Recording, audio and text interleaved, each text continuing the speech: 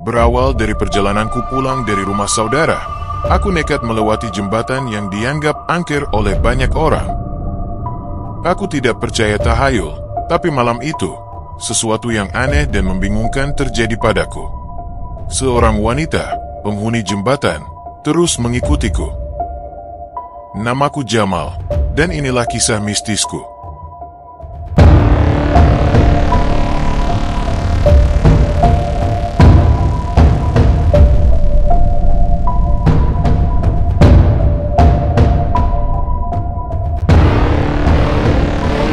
Malam itu sekitar pukul 9, aku mengayuh sepeda di jalanan yang sudah sepi. Hanya sesekali ada kendaraan yang melintas. Tiba-tiba, sepedaku terasa semakin berat. Aku menepi dan memeriksa ban. Ternyata kempes. Saat aku sedang sibuk meraba-raba ban, mataku menangkap sebuah warung kecil di seberang jalan. Warung itu masih buka, diterangi lampu kuning temaram. Seorang pria tua di dalamnya melambaikan tangan, seolah mengajakku mendekat. Karena penasaran, aku menuntun sepeda ke warung itu. Pemiliknya, yang mengenalkan dirinya sebagai Pak Sugiman, menyambutku dengan senyum ramah. Setelah mengobrol sejenak, beliau menawarkan secangkir kopi gratis. Namun, tiba-tiba, ekspresi wajahnya berubah serius. "Nak, kalau mau pulang, lebih baik lewat jalan raya. Jangan lewat jembatan di ujung sana," katanya pelan. Aku mengernyit. "Kenapa, Pak?" Pak Sugiman menoleh ke jembatan yang dimaksud. Dari tempat kami duduk, jembatan itu terlihat biasa saja, kokoh dan cukup terang. "Banyak kejadian aneh terjadi di sana," bisiknya. "Orang-orang sering mendengar suara minta tolong. Ada yang merasa kakinya ditarik. Bahkan, ada yang melihat sosok perempuan berdiri di tepi jembatan." Aku merasakan bulu kuduku meremang, tapi aku tetap mencoba berpikir logis. "Kalau tempat tambal ban terdekat, ada di mana, Pak?" tanyaku. Pak Sugiman terdiam beberapa saat sebelum menjawab. "Di seberang jembatan itu." Suaranya semakin lirih. "Tapi saya tetap menyarankan kamu ke jalan raya saja. Lebih jauh, tapi lebih aman." Aku bimbang, tapi akhirnya memutuskan melewati jembatan itu agar lebih cepat. Saat mencapai tengah jembatan, udara tiba-tiba berubah. Hawa panas mengelilingiku. Lalu, terdengar suara lirih. "Tolong!" Aku langsung berhenti. Jantung berdegup kencang. Aku menoleh ke kiri dan kanan, tapi tidak ada siapa-siapa. Aku menelan ludah dan mencoba mengabaikan suara itu, lalu melanjutkan perjalanan. Tapi semakin aku melangkah, tubuhku terasa semakin berat. Angin dingin tiba-tiba berhembus ke telingaku, seperti ada seseorang yang meniupnya. Aku tidak berani menoleh. Aku mempercepat langkah hingga akhirnya melewati jembatan dan sampai di bengkel tambal ban. Saat menunggu, seorang pria tua yang sedang bermain kartu menatapku heran. "Kamu baru saja lewat jembatan itu sendirian?" tanyanya. Aku mengangguk. Beberapa pria lain tertawa kecil. "Wah, berani juga anak muda ini," ujar salah satu dari mereka. "Tapi hati-hati," kata pria tua itu. "Kadang, penghuni jembatan suka ikut pulang." Aku hanya tersenyum kecil, berusaha mengabaikan ucapannya. Setelah sepedaku selesai ditambal, aku kembali mengayuh pulang.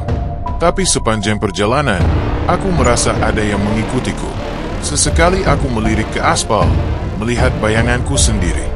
Namun, entah mengapa, bayangan itu tampak lebih besar. Seperti ada sosok lain di sampingku. Aku mempercepat kayuhan. Sesampainya di rumah, aku buru-buru masuk dan mengunci pintu. Tapi saat hendak melepas sepatu, terdengar suara lirih dari belakangku. Masih belum sadar, yah. Aku menoleh perlahan. Di sudut ruang tamu, di bawah cahaya redup, berdiri seorang perempuan. Wajahnya pucat, hampir transparan. Rambut panjangnya menutupi sebagian wajah. Ia mengenakan kebaya putih lusuh dengan kain batik yang tampak kusam. Matanya kosong, menatapku dalam diam. Tubuhku gemetar. Siapa? Siapa kamu? Suaraku bergetar. Perempuan itu tersenyum tipis. Aku sudah lama di sana. Aku hanya ingin ikut. Aku segera menghubungi Pak Desarwan, seorang ustaz yang sering menangani hal-hal gaib. Tak lama, beliau datang bersama 2 ustaz lain dan langsung melakukan ruqyah. Saat ayat-ayat suci dilantunkan, tubuh perempuan itu mulai bergetar. Ekspresinya berubah dari kosong menjadi penuh kesedihan. Aku, Ratih, bisiknya. Aku pernah tinggal di desa ini, dulu, sampai akhirnya aku. Ia tidak melanjutkan kata-katanya, tapi air mata menetes dari matanya yang sayu. Pak Desarwan menatapku serius. Dia bukan makhluk biasa. Sepertinya ada sesuatu yang mengikatnya di jembatan itu. Aku menelan ludah. Apa dia bisa pergi? Tanyaku dengan suara bergetar. Pak Desarwan menghela napas. Kami sudah mencoba, tapi dia tetap ada di sini. Kalau tidak bisa dikembalikan. Ia menatapku dalam-dalam. Maka dia akan terus mengikutimu. Aku merasa tubuhku melemas. Sampai kapan? Pak Desarwan terdiam sejenak sebelum menjawab pelan. Mungkin sampai akhir hayatmu. Aku tidak bisa berkata-kata.